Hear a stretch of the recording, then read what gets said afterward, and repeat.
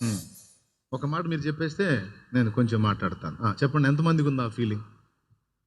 అందరిని అంగీకరించిన నన్ను అంగీకరించే పరిస్థితులు అయితే నేను లేను. నా లోపాలు నాకు తెలుసు.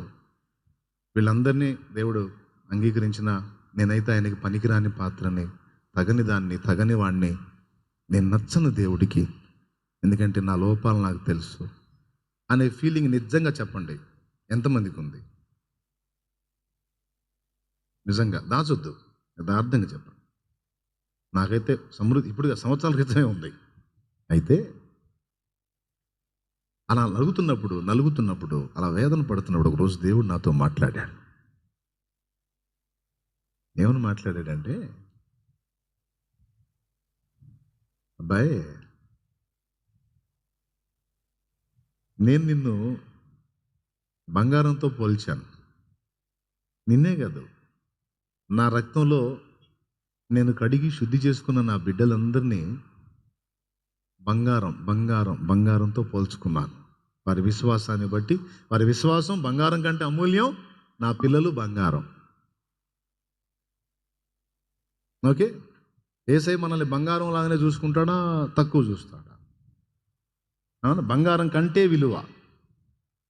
అవునా? ప్రాణం ఎక్కువ, బంగారం ఎక్కువ అండి. గొంతు మీద కత్తి పెట్టి ప్రాణం కావాలి, బంగారం కావాలంటే ఉండ్రా నాయన స్వామి మొత్తం ఇస్తాను నాకు అయ్యా, నా ప్రాణం మొత్తం ఒలిసిస్తాంగా, ఈ బంగారం తీసుకోయ్యా, కష్టపడి సంపాదించుకుంటాను, ప్రాణం దీవాకురా. ఆయన మన కోసం ప్రాణమే పెట్టేశాడు. ప్రాణం కంటే బంగారం అమూల్యమైంది కాదు, బంగారం కంటే విలువైంది ప్రాణం. ఆ ప్రాణాన్ని నీ కోసం, నా కోసం ఆయన బలి పెట్టేశాడు. అది ఎంత దారుణంగా అంటే చిత్రవదగా. అరికాలు మొదలు నడినెత్తి వరకు, శరీరం మొదలుకొని సిరిపాదం వరకు సర్వ శరీరము, చీలికలు పేలికలు అయ్యేంతగా చర్మము.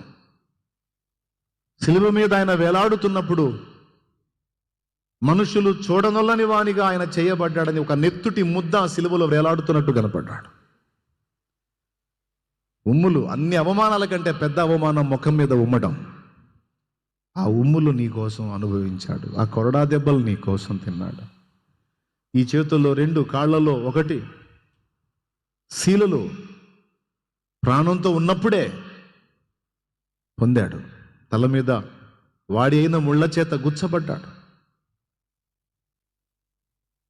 ముమ్మారు ఆ భారభరితమైన సిలువను మోస్తూ ఆ సిలువను మీదేసుకొని కింద పడి నలిగాడు. నేను దప్పికొనుచున్నాను అంటే చేదు చిరకని అందించారు.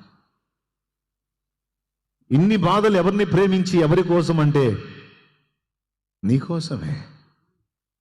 కాదని నువ్వు చెప్పగలవా? కాదని చెప్పలేవు. మళ్ళీ నువ్వు పుణ్యాత్ముడువో పరిశుద్ధుడు అని కాదు, నువ్వు పాపివని తెలిసే, నువ్వు బలహీనుడివి, బలహీనరాలు అని తెలిసే, నువ్వు చెంచల బుద్ధి కలిగిన వ్యక్తివని తెలిసే ఆయన ఈ చిత్రవదను అనుభవించాడు. దీన్ని బట్టి నీకు అర్థం కావాలి, నాకు అర్థం కావాలి, ఆయన ఎంత ప్రేమించాడో, ఎంత విలువైన వారమని మనల్ని గౌరవిస్తే మన కోసం అంత దారుణమైన త్యాగం చేశాడు. ఇప్పుడు చెప్పండి, యేసయ్య మనల్ని బంగారంలా చూసుకుంటాడా లేదా? మీరు అనాలి, బంగారం కంటే అమూల్యంగా చూసుకుంటాడు. యేసయ్య మనల్ని వజ్రంలా చూసుకుంటాడా లేదా? పెద్దగా చెప్పండి, వజ్రం కంటే అమూల్యంగా చూసుకుంటాడా?